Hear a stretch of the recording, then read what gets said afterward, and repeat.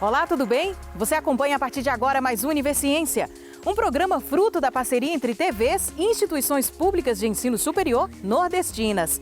Aqui a gente conhece as produções científicas do Nordeste brasileiro. Veja agora as que vamos acompanhar hoje.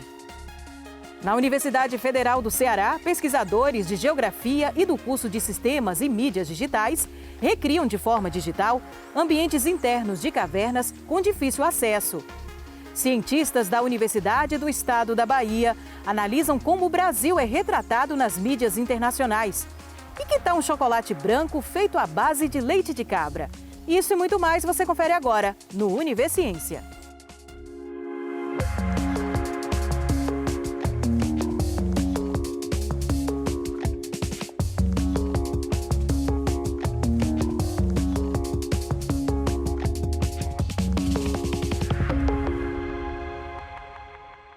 Na Universidade Federal do Ceará, pesquisadores de Geografia e do curso de Sistemas e Mídias Digitais se juntaram para recriar digitalmente ambientes internos de cavernas com difícil acesso. Agora, sem precisar sair do laboratório, é possível passear por quilômetros de corredores subterrâneos utilizando apenas óculos de realidade virtual.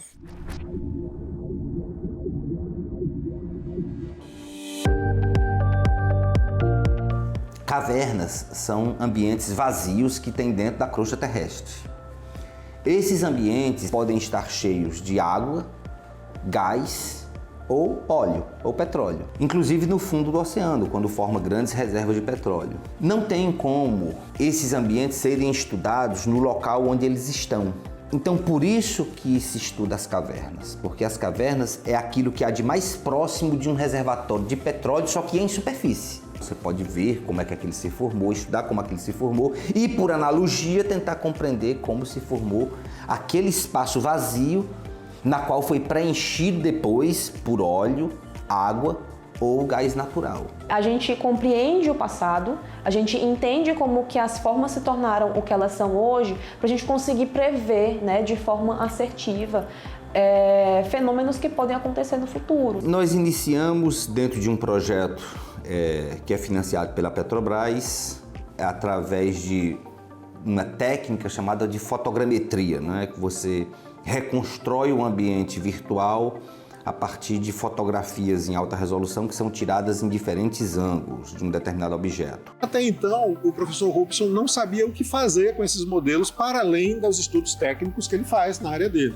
A ideia era como é que a gente pode manipular essa caverna, como é que a gente pode estar dentro dessa caverna, como é que a gente pode se deslocar dentro dessa caverna, que tipo de tecnologias de visualização podem ser interessantes. Você pode entrar, onde você pode olhar, se deslocar dentro dele, tirar medidas e usar aquilo como um recurso científico e didático. A gente oferece possibilidades de utilizar computação gráfica, tecnologia de videogame, realidade virtual, com óculos de realidade virtual e realidade aumentada, para tornar os materiais que ele já tem feito em campo, que são os escaneamentos de cavernas, tornar esse material interativo. A realidade virtual, ela te dá algo que uma foto não te dá. Então, primeiro ela te dá uma dimensão mais real, né, daquilo que é o próprio relevo, porque o relevo ele é em 3D. Você fazendo um trabalho de realidade virtual, você consegue ver mais de perto e coletar informações desses locais que estão mais distantes, que são mais de difícil acesso. A necessidade de transformar os nossos objetos de pesquisa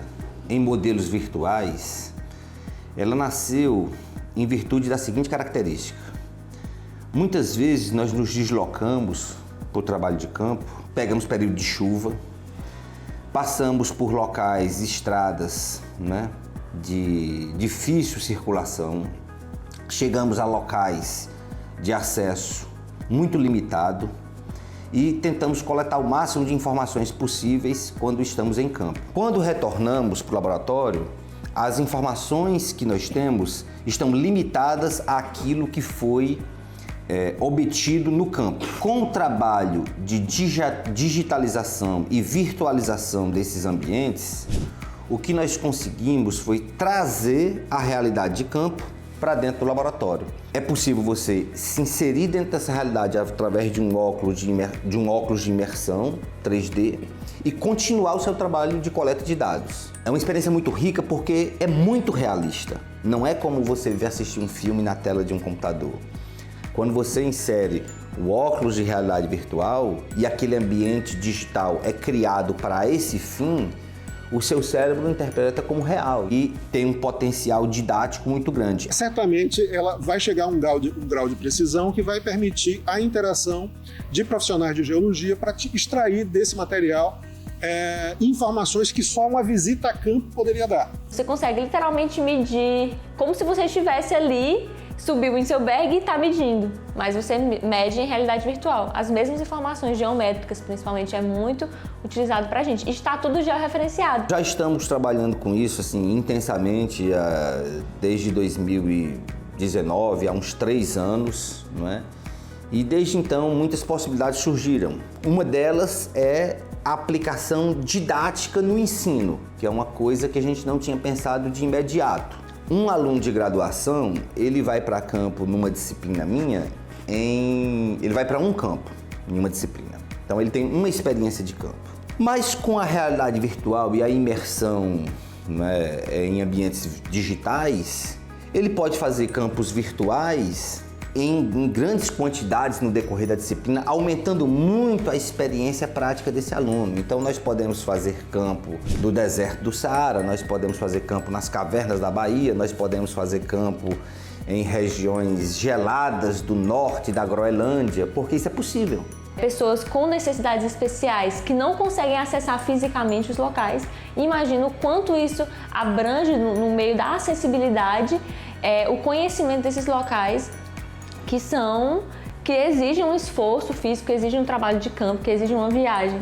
Então, do ponto de vista educacional, é muito importante. A gente já fez, digamos, um primeiro protótipo, que era estabelecer que é possível navegar virtualmente utilizando óculos de realidade virtual dentro da caverna que o professor Robson capturou.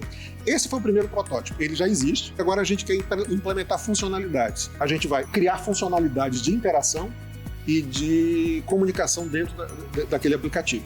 Esses são os próximos passos.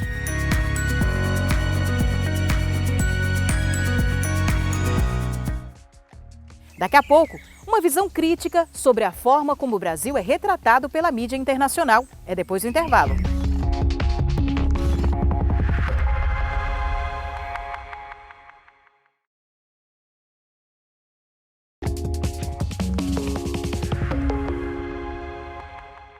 Cientistas da Universidade do Estado da Bahia analisam como o Brasil é retratado pela mídia internacional.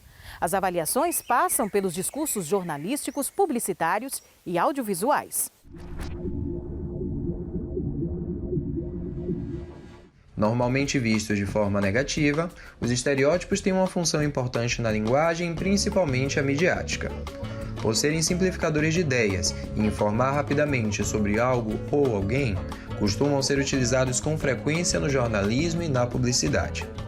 Para estudar a temática, a professora Carla Severiano, do curso de Letras com habilitação em Língua Espanhola, realizado na Universidade do Estado da Bahia, coordena o grupo de pesquisa sobre os estereótipos e subjetividades nos discursos da mídia latino-americana sobre o Brasil, a fim de entender como se desenvolvem as argumentações sobre o país nos veículos de comunicação. A gente quer mostrar, através de estudos discursivos, de reflexões feitas a partir da análise do discurso, como o Brasil brasileiro e a nossa sociedade está sendo representada pelas mídias internacionais. E como estamos trabalhando no âmbito de letras espanhol, estamos utilizando as mídias da Espanha. E consideramos diversas materialidades para tratar do assunto. Estamos considerando discursos jornalísticos, publicitários e também audiovisuais. As estudantes, em cada um dos seus subprojetos, desenvolvem estudos sobre o Brasil, sobre a representação dos brasileiros em filmes produzidos pela Netflix, em notícias publicadas pelo jornal É o País América, precisamente sobre o enfrentamento à pandemia de Covid-19 nos últimos anos, e também analisamos publicidades e propagandas produzidas pela Embratur, a empresa brasileira de turismo, voltadas para o mercado internacional. Quando você chega lá, em qualquer situação, alguém pergunta: você é de onde, Bahia? Nossa, se abre um sorriso, é encantador, uma coisa muito boa. Nós somos vistos lá fora de várias maneiras, pela nossa cultura, pela nossa história, pelas nossas presidências, pelos nossos políticos. Eu acho que nós, brasileiros, temos que nos unir, nos respeitar e lutar pela nossa liberdade. Diante do momento histórico que estamos vivendo, de pandemia, as nossas atividades se realizam à distância e a coleta de dados se dá a partir de plataformas digitais, né? Jornais e plataformas de streaming sempre disponíveis na rede da internet. Neste momento, estamos concluindo a finalização da coleta de dados, né, de notícias, de publicações e de filmes produzidos que representam o Brasil e distribuem a imagem do Brasil para o exterior, passando para o momento da codificação, para que a gente chegue a construir uma teoria, um modelo teórico-metodológico que explique a representação do Brasil no exterior, na Espanha precisamente. O projeto de pesquisa é um desdobramento da tese de doutorado da professora, que se dedica há alguns anos aos estudos no campo da análise do discurso. Nós entendemos que essa pesquisa que realizamos no âmbito da linguística, da linguagem, é científica e tem contribuições em diversas escalas. A gente contribui para o fomento da pesquisa em linguística dentro do campus, dentro do nosso departamento, dentro do nosso curso, com a motivação, com a participação de estudantes ainda na graduação, refletindo sobre o fazer científico. E para a sociedade a gente quer trazer reflexões e contribuir na área, no âmbito dos discursos, sobre o tema do Brasil internacionalmente. A pandemia de Covid-19 desafiou não só a ciência, mas também a educação. Os professores precisaram se reinventar e adquirir novos saberes para levar conteúdo aos seus alunos, vencendo as limitações impostas pela pandemia. Fazer uma análise sobre esses saberes adquiridos para o trabalho, exigindo da atividade docente uma reflexão prática, é a intenção de uma pesquisa realizada pela Universidade Estadual do Sudoeste da Bahia, que a gente confere agora. Saberes remotos no ensino remoto emergencial na Escola João Eu Coelho Sá, conhecida como CAIC, aqui em Jiquié, né? O objetivo de Stephanie foi mapear que saberes que emergem nesse contexto do ensino remoto emergencial. Estava vendo os dilemas que os professores estavam enfrentando, as dificuldades para poder acessar os alunos, como eu estava fazendo estágio no ensino fundamental 1 e foi pela pandemia, a gente recebia as atividades dos alunos. Então, assim, o contato estava sendo muito difícil. Aí eu comecei a pensar assim, sobre a pesquisa. Nós sabemos que a escola mudou toda a sua dinâmica por conta da Covid, a gente teve isolamento, né? Mas a gente precisou continuar trabalhando, né? Disperso geograficamente, mas continuar trabalhando. Então ela quis saber isso. Que outros saberes são esses que foram emergindo, que surgiram nesse processo? Ela também quis investigar quais os dilemas, as problemáticas que os professores viveram nesse período, nesse ensino remoto emergencial, e quais foram os etnométodos, ou seja, as estratégias utilizadas para dar conta dessas problemáticas. Eu descobri os saberes tecnológicos, que foi o primordial, assim, porque todos os professores tiveram que aprender novamente. Muitos não tinham esse conhecimento tecnológico, então tiveram que estudar, tiveram que ter formação, porque assim, a formação do professor ela é continuada. Só que no momento da pandemia foi em urgência, então não teve como demorar para esse processo. Muitos tiveram que aprender conosco da graduação, como estavam estagiando, e a gente já tinha esse contato muito mais, porque muitos professores tinham anos de profissão e eles não tinham os mesmos materiais que a gente, né? Mais livre, não tinha a mesma didática. Teve os saberes também da investigação da prática docente, porque a prática docente é um processo que é uma interação entre o professor e o aluno. Então, assim, é um processo que advém da realidade escolar, advém da realidade do aluno também. Então, isso também foi uma construção para os professores. Teve os saberes da interação com a família, isso foi primordial, porque, assim, como era na pandemia, os professores tiveram que ter um contato maior com a família e eles que passaram a ser os professores, propriamente dito, na pandemia. Então, o contato com a família era de extrema importância, até porque eles que davam retorno se aquele aluno estava com alguma dificuldade, já que os professores não poderiam ir para casa de cada um. E os saberes afetivos, que esse aí também foi muito importante na pandemia, porque é você pensar o aluno não só como aluno, né, mas como estudante, pensar também no seu contexto familiar, nas suas condições. Então, você ser afetivo e é muito importante também até hoje. Não só foi na pandemia. Esse processo continua, né? É uma construção. Depois de toda essa aprendizagem, né? Foi um momento muito triste para a humanidade, mas também foi um momento de reinvenção e de aprendizagem. A Secretaria de GIE começa a disponibilizar para as escolas, algumas escolas da sede, da zona rural, um kit com 40 tablets para trabalhar tecnologias na escola, né? E eu, como professora de tecnologias aqui, conhecida até da rede, fiz live para a rede municipal no período da pandemia, fui convidada pela secretária para a gente fazer uma parceria, um projeto de extensão, para a gente fazer a formação desses professores para o uso desses tablets com os alunos. Esse projeto já está rodando, né? A gente está trabalhando na zona rural, na cidade de Itajuru, né? Mas esse projeto tem perspectiva de ampliar muito mais para toda a rede municipal da cidade. Eu acredito que a minha pesquisa ela vem reforçar, né? Fazer com que a gente pense as necessidades escolares, a questão do professor também, investir na formação continuada desses professores, porque muitos não tinham esse apoio, né? Esse conhecimento tecnológico todo para poder vir nesse momento da pandemia, e foi tudo assim muito rápido. Então precisava de uma preparação, uma integração maior. Então, acredito que minha pesquisa vem reforçando bastante isso.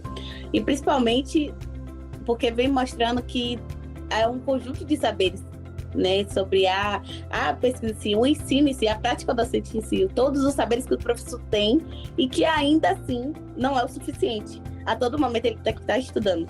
Porque, se você vê, eu trouxe esses saberes que, por alguns autores, é muito importante, que é a partir da experiência. Então, foi a partir da experiência que foi construído esse saber.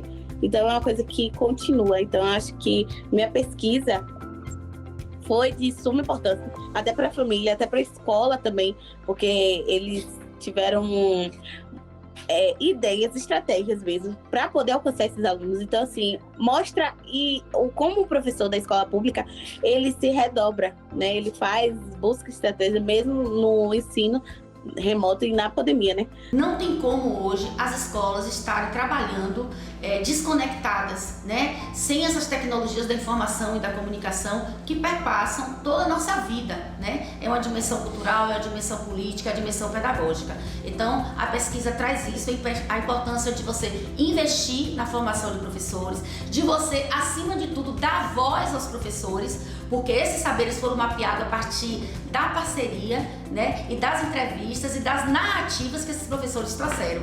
E, além de tudo, a formação da aluna, né, que conseguiu articular o ensino com a pesquisa, porque é do ensino, é na disciplina de estágio que nasce o objeto de estudo de Stephanie, e ela avança com monografia. E Stephanie também vai publicar artigos em revista. A gente já está sistematizando para mandar esses artigos e a gente disseminar esse conhecimento sobre os saberes docentes no ensino remoto. A seguir, tem novidade na produção de chocolate no sul da Bahia. É depois do intervalo.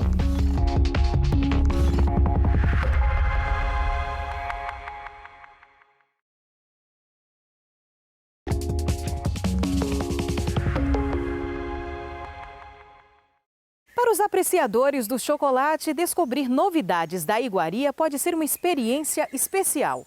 E que tal um chocolate branco feito com leite de cabra? A novidade é uma iniciativa de pesquisadores do Instituto Federal Baiano, no sul da Bahia. Essa pesquisa surgiu a partir de uma demanda, né, que é uma demanda regional por conta da produção de chocolate regional, né, e a inserção nesse chocolate leite de outras espécies. Então a gente já viu no mercado, é comum a gente encontrar no mercado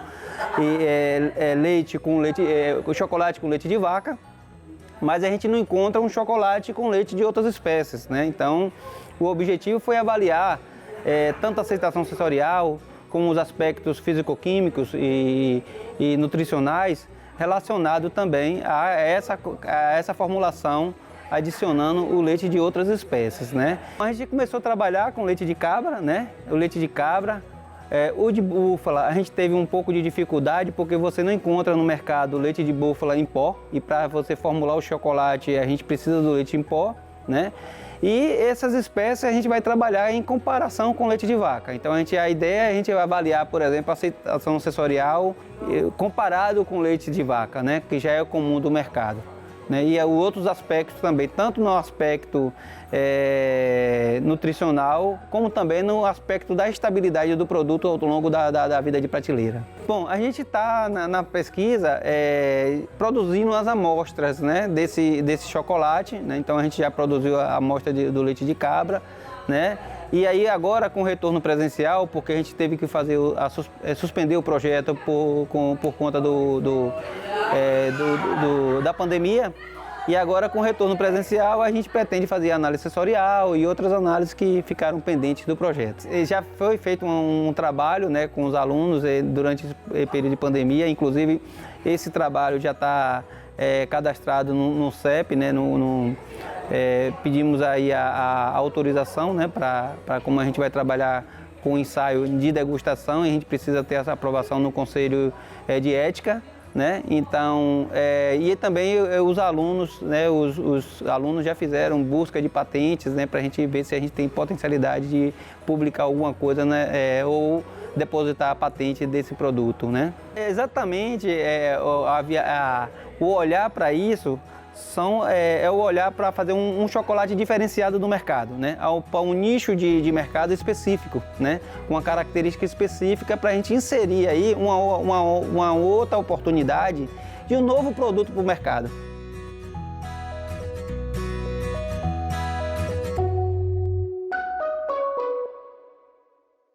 E o Univerciência de hoje fica por aqui. No próximo programa, traremos mais pesquisas para você conhecer. E já sabe, se você tem uma dúvida ou sugestão, envie para o nosso e-mail univerciência@uesb.edu.br, que a gente explica por aqui no próximo programa. Tchau, tchau e até lá!